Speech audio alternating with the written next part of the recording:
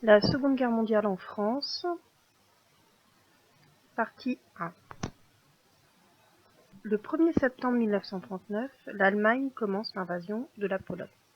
Le 3 septembre, la France et le Royaume-Uni entrent en guerre contre l'Allemagne pour répondre à cette invasion.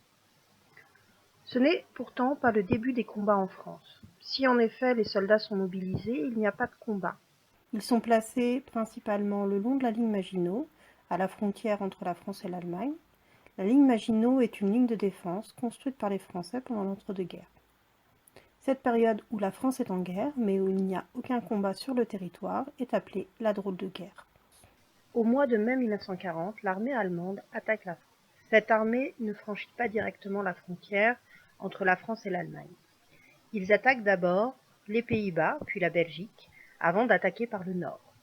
L'attaque est rapide, marquée par l'utilisation massive de l'aviation et des bombardements. Le 13 juin 1940, les Allemands sont à Paris. L'armée française a perdu la bataille de Front.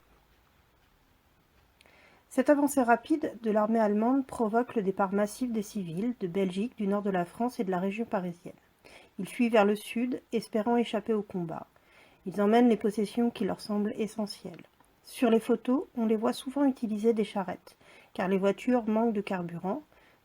Ce carburant a été réquisitionné par l'armée pour ses propres véhicules. Ce moment tragique et difficile pour les civils est appelé l'exode.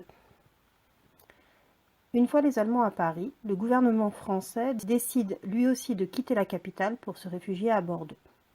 Le gouvernement est confié au maréchal Pétain. C'est un militaire âgé qui est resté dans les mémoires comme le vainqueur de la bataille de Verdun. Il annonce le 17 juin 1940 sa décision de négocier l'armistice, c'est-à-dire l'arrêt des combats avec les Allemands. Cet armistice est signé le 22 juin 1940.